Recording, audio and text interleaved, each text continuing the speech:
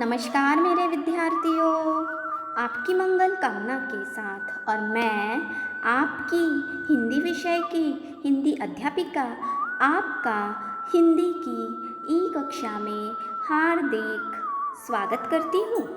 विद्यार्थियों, आज हम कक्षा 6वीं में विषय हिंदी में पाठ्यपुस्तक अभ्यास सागर से कविता 20 आया वसंत के अंतर्गत विविध शब्द प्रयोग का अध्ययन करने वाले हैं। आया वसंत, लेकर सुगंध बह रही पवन, हरियाली छाई है बन बन, सुंदर लगता घर आंगन, है आज मधुर सब दीख दिगंत। आया वसंत, आया वसंत। ऊपर दी गई कविता की पंक्तियों में बन शब्द का 2 बार बन बन प्रयोग हुआ है। इससे भाषा प्रभावशाली बनती है और अर्थ को बल मिलता है।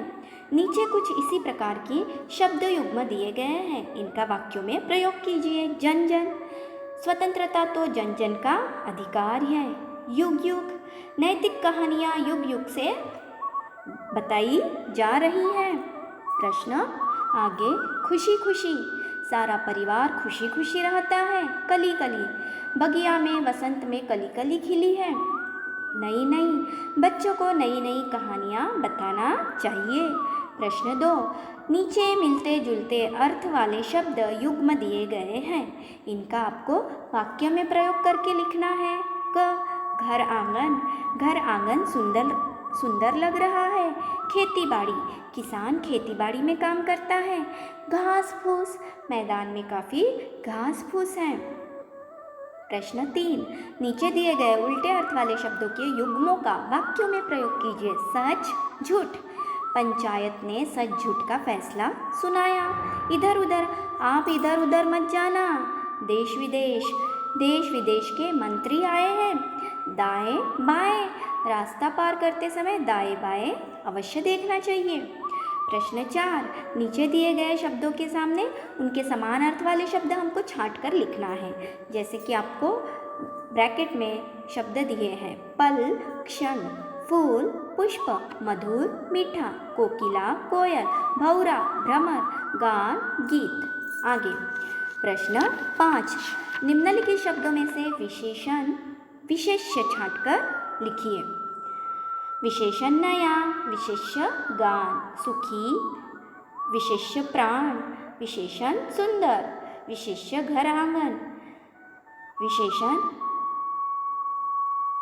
दिग, विशेष्य दिगंत। प्रश्न 6, नीचे दिए गए वाक्यांशों के लिए एक शब्द छांट कर लिखना है। वर्ष में एक बार होने वाला वार्षिक, जो मिट्टी के बर्तन बनाए। कुम्हार, जो चित्र बनाए। चित्रकार, जो देखने योग्य हो। दर्शनीय। प्रश्न 7, नीचे दिए गए संयुक्त व्यंजनों के पुराने रूप वाले शब्द लिखिए। आपको दिख रहा है द, आधा व, द्वारा, चिट्ठी, पत्ता, उड्डयन, विद्यालय, गड्ढा। आगे प्रश्न 8, नीचे दिए गए शब्दों की रचना स्पष्ट कीजिए। महानता शब्द है, महान अधिकता, अर्थात महान शब्द है तो ता शब्दांश है। उसी तरह से अब हम कुछ इसी प्रकार शब्द देखेंगे। प्रमुख, प्र अधिक मु, प्र शब्दांश तो मुख शब्द। सेनापति, सेना शब्द, पति शब्दांश। ईमानदार, ईमान अधिक दार, ईमान शब्द, दार शब्दांश। पाठशाला, पाठ अधिक शाला, पाठ शब्द, शाला शब्दांश।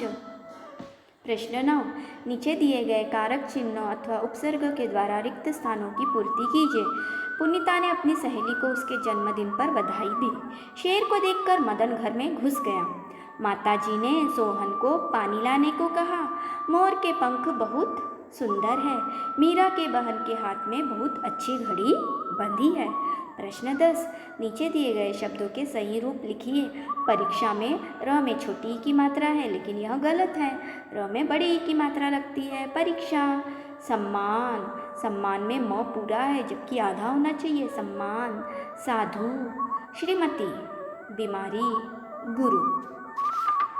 आगे नीचे दिए गए शब्दों को उदाहरण के अनुसार उसके नए रूप लिखना है। द्वीप, विद्या, युद्ध, शुद्ध, मिट्टी, उत्तर, गड्ढा। और प्रश्न 12, नीचे दिए गए शब्दों का प्रयोग करते हुए आपको कविता लिखना है। विद्यार्थियों, मैं आशा करती हूँ कि आप अभ्यास सागर में से कविता आया वसंत के सारे प्रश्न उत्तर अवश्य पूर्ण करेंगे, क्योंकि आपकी अभ्यास सागर की जांच भी की जाएंगी। अच्छा, एक नए पाठ के साथ मैं आपसे पुनः मिलने आती हूँ। धन्यवाद।